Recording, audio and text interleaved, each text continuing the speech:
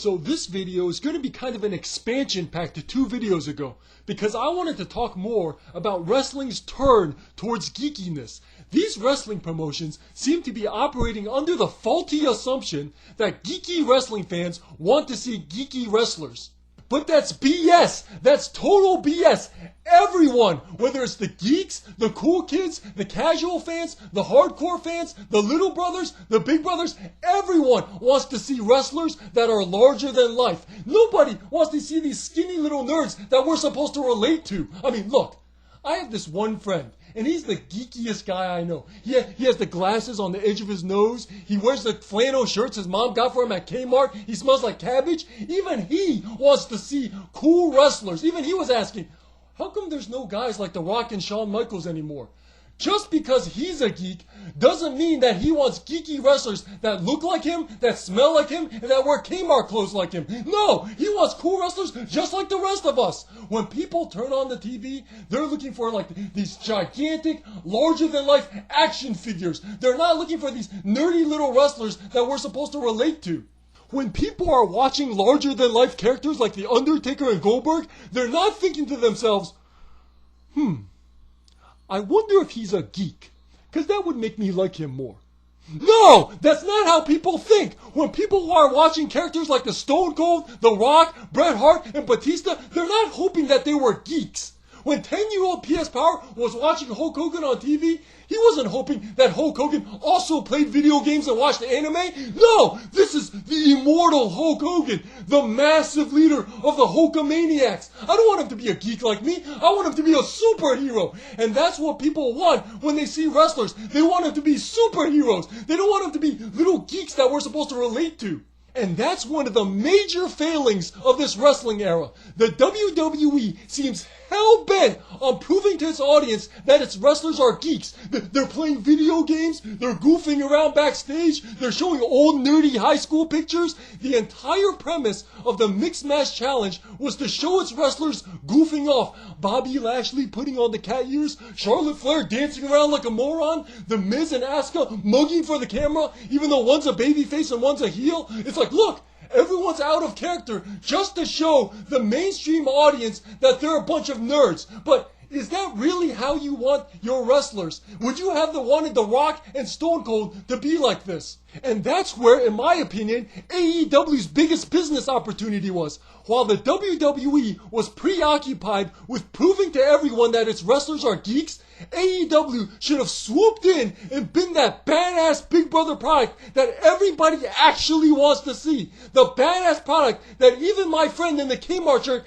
actually wants to see. The WWE has been reducing its superstars into geeks that other geeks actually don't want to see. What AEW should have done was re-establish our wrestlers as superheroes.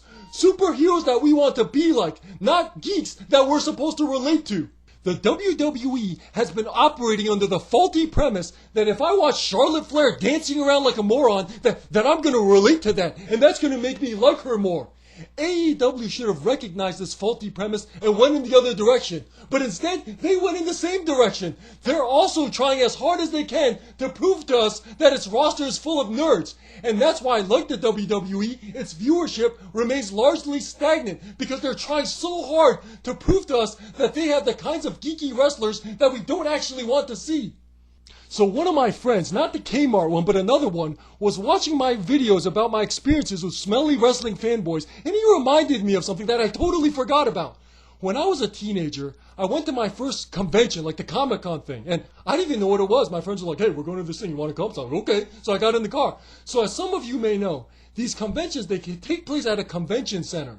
And there are hotels all around the convention center where people stay. Well, some people, they don't get a hotel room. They just stay at the convention center the whole time. Because some areas like the gaming room and the lobbies, they're open 24/7. So they show up dressed like a Jedi or a stormtrooper or whatever, and they stay at the convention center all weekend. So they're walking around in 90-degree weather in these heavy outfits. They don't shower, they don't change, they sleep at the convention center. So by the time you meet them, they smell like shit. Like, I was talking to this one guy dressed like a Jedi, and he was smelly, he was sweaty, his hair was lumpy, and he was talking to me about how he was sleeping in the side hallways of the convention center that no one went to. So I asked this guy, who's your favorite Star Wars character? And he said, that's easy, it's Han Solo. And I remember thinking to myself, here's this geek.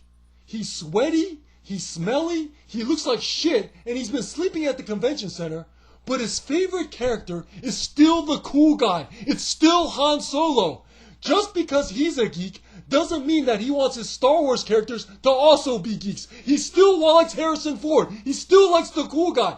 Likewise, just because some of us wrestling fans are geeks doesn't mean that we want our wrestlers to also be geeks. We still want the cool guy. We still want Harrison Ford.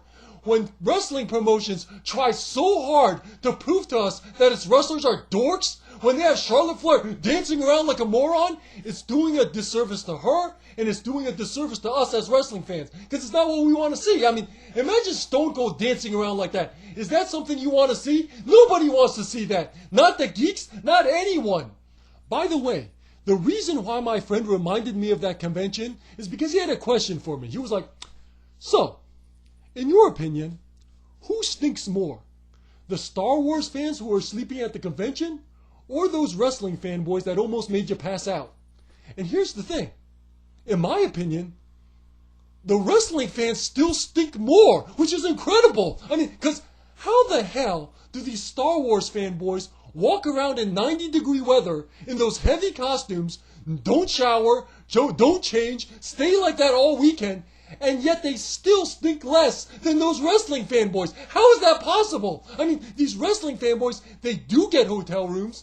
They do have showers available, so how the hell do they still stink more? It's like these wrestling fanboys are somehow beating the odds, even though they have hotel rooms, to still stink more than the Star Wars fanboys without hotel rooms. It's unbelievable. I mean, can you imagine the housekeeping ladies that have to clean these wrestling fanboys' hotel rooms? It's like they walk into the shower and they're like, wow, this shower is completely unused.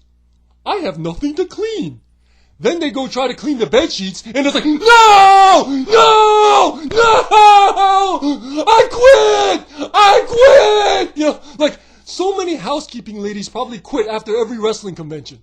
But getting back on topic, for some reason, the WWE seems determined to make fools out of its wrestlers. It seems like any time a wrestler starts getting big, they make him do stupid stuff, they make him goof off, they make him sing, they make him dance, just to bring him down to size. They seem determined to make asses out of its wrestlers. Now, it could be because of a misguided attempt to relate to the audience.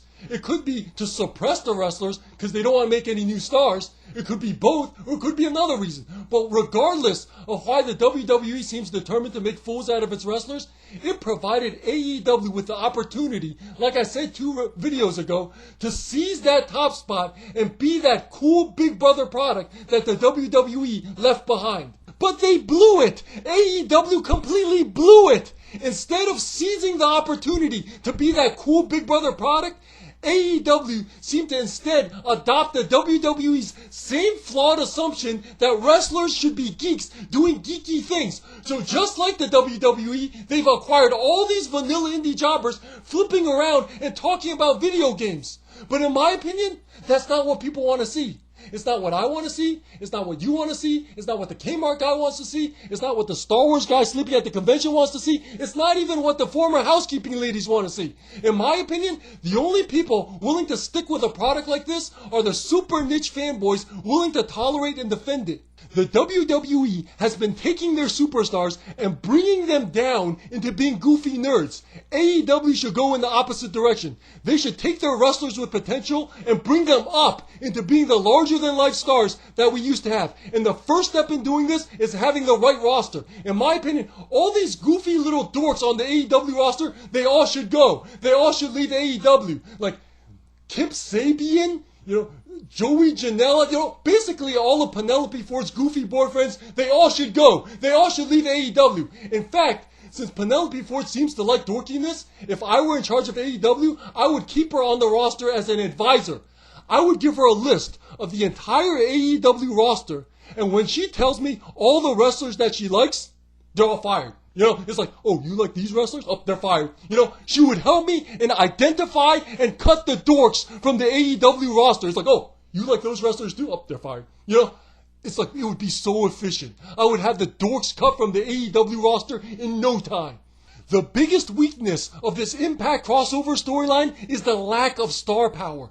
There was a time when a WCW versus WWF crossover would mean the most epic battle in wrestling history. Imagine The Undertaker attacking Sting on Nitro. Imagine Goldberg spearing Stone Cold on Raw. Dude, like 10 million people would be watching that. But now, instead, we have Kenny Omega versus Rick Swann. I mean, come on. That doesn't feel like 10 million people. That doesn't even feel like 5 million people. It doesn't even feel like 2 million people. Fanboys who are trying to act like the 6-man tag at the upcoming Impact pay-per-view is some sort of epic battle should take off their fanboy glasses, put on their mainstream glasses, and see how the casual fans see these wrestlers. In my opinion, when the mainstream audience sees the 6-man tag match, this is what they see.